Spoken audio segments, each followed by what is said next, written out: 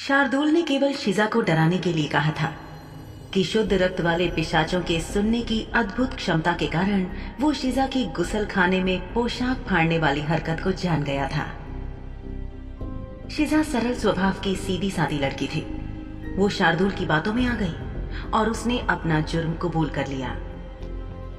एक नन्ही मासूम चिड़िया एक खूनी भेड़िए के शिकंजे में फंस चुकी थी। शार्दुल की गहरी लाल आंखों में दुष्टता भरी चमक को देखकर शिजा फुसफुसाई, मुझे छोड़ दो। शार्दुल ने अपना सिर नामे हिलाते हुए कहा, मैं ऐसा बिल्कुल नहीं कर सकता। साफ दिख रहा है कि मेरे पालतू जानवर को ठीक से अनुशासित नहीं किया गया है। अगर मैं इस बार तुम्हें यूं ही जाने देता हूं तो कौन जानता है कि तुम मेरी उदारता का फायदा उठाते हुए और क्या क्या करोगी। और अब तक ये तो तुम जान ही चुके हो कि मैं दयालु बिल्कुल भी नहीं हूं। शार्दुल शिजा से कुछ कदम दूर खिसकते हुए बोला, घर पहुंचकर तुम्हें ठीक से सबक सिखाऊंगा। उम्मीद है आज का सबक तुम्हें बहुत लंबे अरसे तक याद रहेगा। इतना कहकर शार्दुल मुस्कुराता हुआ वापस जाकर उसी गद्देदार कुर्सी पर बैठ गया जिस पर वो पहले बैठा हुआ था। शार्दुल की मुस्कान भले ही बहुत चौड़ी थी, लेकिन उसकी आंखें सिकुड़ रही थी। शिजा समझ चुकी थी कि घर पहुंचकर उसके साथ कुछ बहुत अच्छा नहीं होने वाला था। शार्दुल पक्का उसके साथ कुछ भयानक करने वाला था। शिजा के चेहरे का रंग ये सोचकर उड़ गया कि घर जाकर जरूर ये पिशाच उसका खून तब तक पिएगा जब तक उसके प्राण नहीं निकल जाते। तभी हुस्ना बानो की नौकरानी जैनब बाहर आई और उसने शार्दुल का अभिवादन किया। फिर उसकी नजर शिजा पर पड़ी जो बहुत डरी हुई लग रही थी। जब नौकरानी जैनब ने शार्दुल शाह की तरफ देखा तो शार्दुल ने उसे एक बहुत ही मनभावन मुस्कान दी जिसने उसके इंसानी दिल को पिघला दिया। शार्दुल को देखकर जैनब सोचने लगी कि उसकी मालकिन ने कितने दिल अजीज और खूबसूरत नौजवान को पसंद किया था। शार्दुल शाह न केवल दिखने में बेहद सुंदर था, बल्कि वो प्रामाणिक रूप से शुद्ध खून वाले पिशाचों के सबसे ऊंचे घराने से संबंध रखता था। उसके पास बहुत सारा धन, शक्तियां और जमीन थी, लेकिन उसकी ये शक्तियां क्या थीं, ये बात उसके नौकरों, यहां तक कि कुछ कुलीनों तक को भी पता नहीं थी। खूबसूरत पिशाच शार्दुल ने जैनब का दिल जरूर धड़काया था, लेकिन वो अच्छी तरह जानती थी कि पूरे सम्मान के साथ उसकी सेवा कैसे की जाए। आखिरकार शार्दुल एक शुद्ध खून वाला पिशाच था। जैनब ने सिर झुकाकर मुस्कुराते हुए जितना संभव हो उतना विनम्र होने की कोशिश करते हुए बहुत अदब के साथ कहा, शाह साहब, हुस्ना बानो जल्द ही आपके साथ होंगी। क्या आप इस बीच कुछ पीना चाहेंगे? कोई शरबत, लुगदी, लस्सी या कुछ और? अगर मैंने पीने के लिए तुमसे तुम्हारा खून मांगा तो क्या तुम मुझे आखिरी बूंद तक दे सकोगी? शार्दुल का लहजा अनौपचारिक था। पहले तो जैनब को लगा कि वो केवल मजाक कर रहा है, लेकिन शार्दुल को अपने सवाल के जवाब का इंतजार करते देख उसे एहसास हुआ कि वो गंभीर था। इस बात की चश्मदीद गवाह शिजा घबराकर ये सोच रही थी कि बिना किसी गलती के ये पिशाच जैनब का खून पीने को तैयार था। शिजा से तो वो नाराज था, जाने उसका क्या हाल करेगा। वो खुद को अपने किए के लिए कोस रही थी और ये भी सोच रही थी कि क्या घर वापस जाते समय किसी तरह शार्दुल को बग्घी से धक्का देना संभव है ताकि शिजा वहां से भाग सके। शिजा का सिर जैसे फटा जा रहा था। तभी उसने जैनब को शार्दुल से पूछते सुना, शाह साहब, आप मेरा खून पीना चाहते हैं? जैनब ने जो सुना था उसकी पुष्टि करने के लिए पूछा। उसका शरीर कांप रहा था। शार्दुल ने भावहीन चेहरे के साथ जवाब दिया, हाँ, मुझे यकीन है कि मैंने यही कहा है। हाँ, अगर तुम साफ मना करके मेरी मांग ठुकरा दो तो वो बात अलग है। जब जैनब ने शार्दुल से कुछ पीने के लिए पूछा तो उसने बिल्कुल भी सोचा नहीं होगा कि ये पिशाच उसी का खून पीने की मांग रख देगा। शिजा ने चिंतित होकर अपने होंठ काटे। ये पिशाच एक पल को शांत और सामान्य दिखता था, लेकिन अगले ही पल बदलकर कुछ और हो जाता था। शिजा सोचने लगी कि क्या उन्हें टोक कर उनकी बातचीत में बाधा डालना ठीक होगा। लेकिन शिजा बेवकूफ नहीं थी, वो बेवकूफी से कोसों दूर थी। उसने खुद को समझाते हुए ना में अपना सिर हिलाया। अगर शिजा नहीं होती तो वो रेशमी पोशाक नहीं फटती। वो पोशाक नहीं फटती तो शार्दुल को इतना गुस्सा नहीं आता और वो ज़ैनब का खून पीने की फरमाइश शायद नहीं करता। शिजा का इरादा अभी शार्दुल का भोजन बनने का बिल्कुल नहीं था। वो सोच रही थी कि शार्दुल ने शाह परिवार की हवेली में कुछ ही देर पहले भरपेट नाश्ता किया था। इसके बाद क्या वो वाकई आखिरी बूंद तक उस बेचारी नौकरानी ज़ैनब का खून पीने वाला था? उसे अभी शार्दुल की बातों के साथ साथ उसके इरादे पर भी शक हो रहा था। हालांकि ये वक्त इस बात को सोचने का सही समय नहीं था, लेकिन शिजा सोचने लगी कि क्या बिना भूख के बहुत सारा खून पीने से शुद्ध खून वाले पिशाच भी मोटे हो सकते हैं। तभी उसकी नजर ज़ैनब पर पड़ी, जो अपनी जगह पर खड़ी खड़ी कांप रही थी। शिजा ने अपने हास्यास्पद विचार को दिमाग से निकालने के लिए अपने सिर को झटका। वो ज्यादा कुछ नहीं कर सकती थी, पर किसी भी तरह से ज़ैनब को आश्वस्त करना चाहती थी कि शार्दुल का पेट भरा हुआ है, वो उसका खून नहीं पिएगा, कम से कम आखिरी बूंद तक तो बिल्कुल नहीं। लेकिन शिजा एक मामूली गुलाम थी, जिसे अपने मालिक की बात करते समय बीच में दखल देने का कोई हक नहीं था। ज़ैनब एक युवा, प्यारी और समझदार नौकरानी थी। उसने विनम्रता से मुस्कुराकर बात का रुख बदलने की कोशिश की। वो हंसते हुए बोली, शाह साहब निश्चित रूप से मेरे जैसी नीच नौकर का खून नहीं पीना चाहेंगे।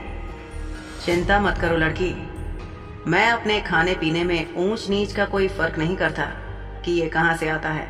खाना तो खाना है, चाहे कहीं से भी आए, बस मेरा पेट संतुष्ट होना चाहिए। इतना कहकर शार्दुल ने अपना पेट थपथपाया।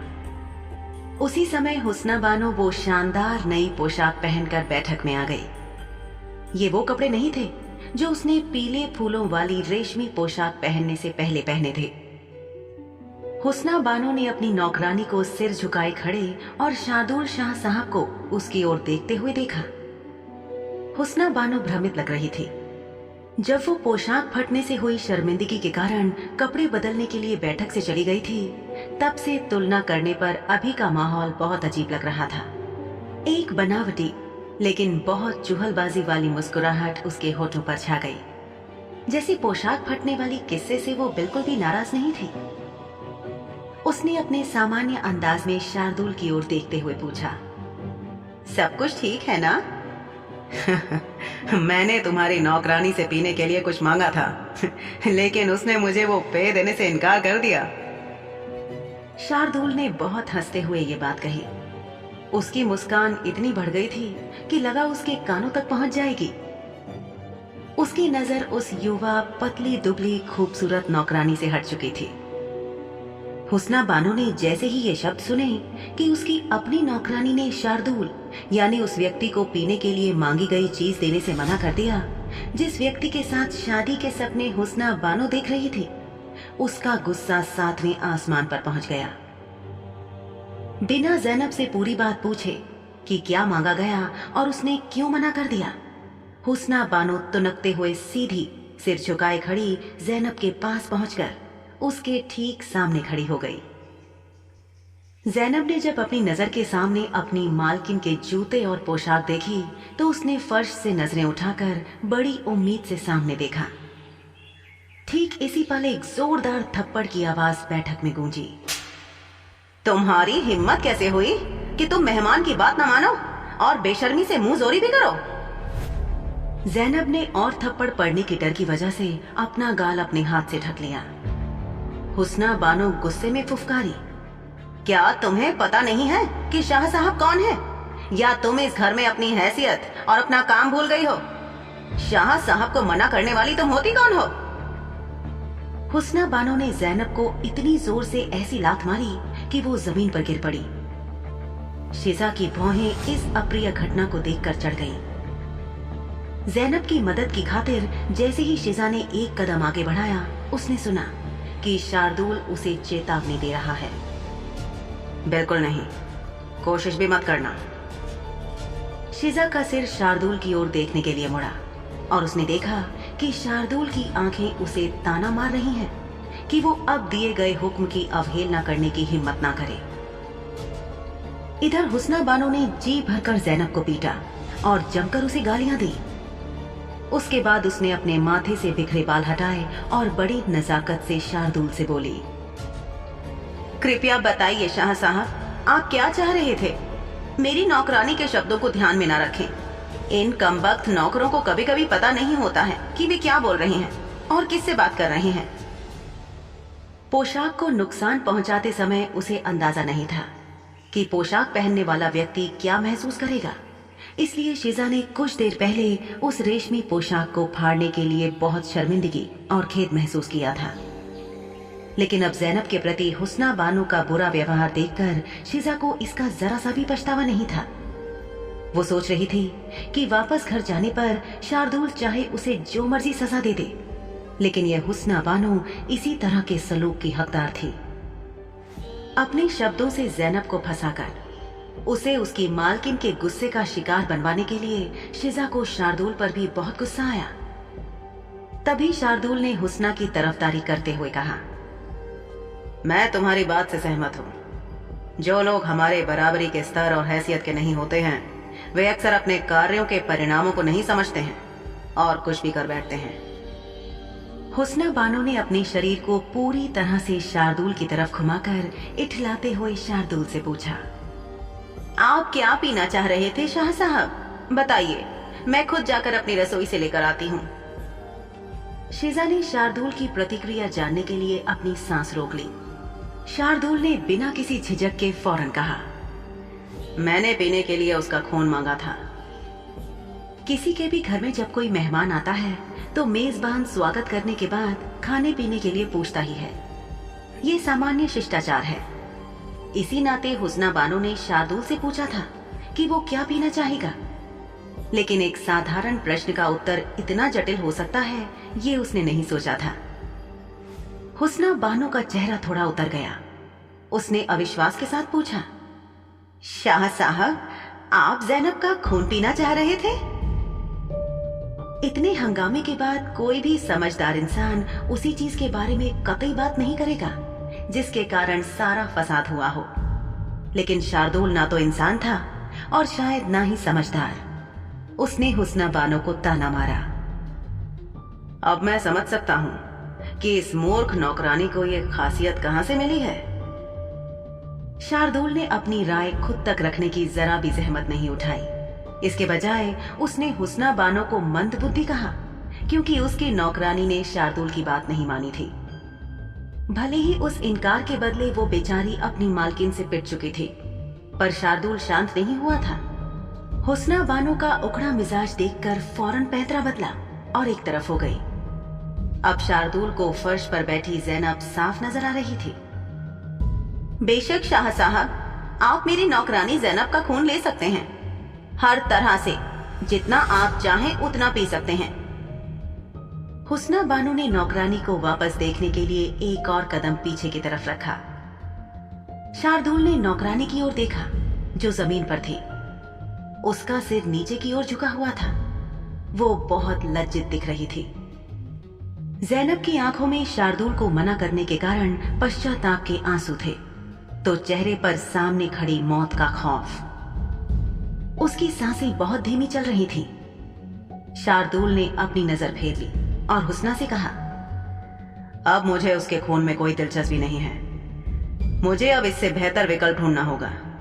मुझे यकीन है कि तुम्हें मेरी इच्छा का सम्मान करने में कोई आपत्ति नहीं होगी हुस्ना बानो, क्या कहती हो?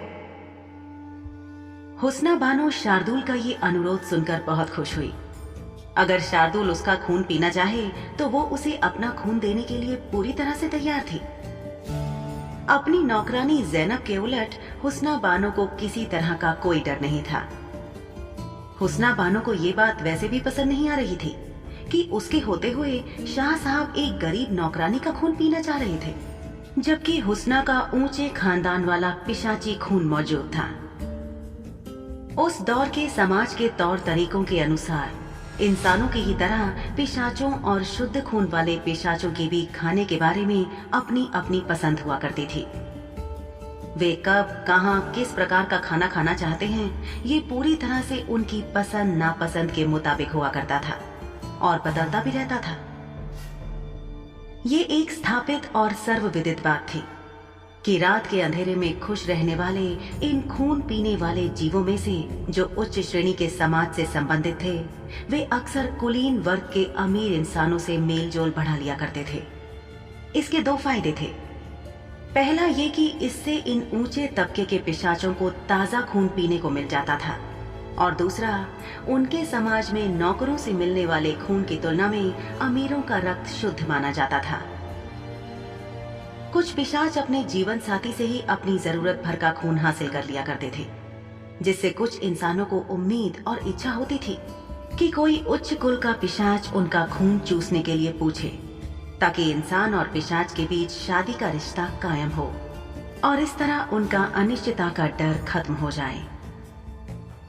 हुस्ना बानो को जब मालूम हुआ कि शार्दुल उसका खून पीना चाहता है, तो वो मन ही मन खुश थी। वो शार्दुल को पसंद करती थी और उससे शादी करना चाहती थी। शार्दुल की इस मांग से शायद उसके दिल में ये उम्मीद जागी थी कि शार्दुल उसे अपने जीवन साथी बना सकता है, क्योंकि कई पिशाच अपने जीवन साथियों से ही खून की जरूरत पूरी करते थे। शिजा ने देखा कि हुस्ना बानो बहुत गर्व से शार्दुल की ओर चल रही थी। हुस्ना का हाथ अपने हाथ में लेने से पहले शार्दुल बुदबुदाया, खाने के लिए शुक्रिया। हुस्ना बानो खिलखिलाते हुए बोली, क्या शाह साहब, अभी तो आपने मुझे काटा भी नहीं है। इतना कहकर हुस्ना बानो ने अपनी निगाहें शार्दुल से मिलाकर अपना सिर एक तरफ झुकाकर अपनी पलकें बड़ी ही अदा से झपकाईं।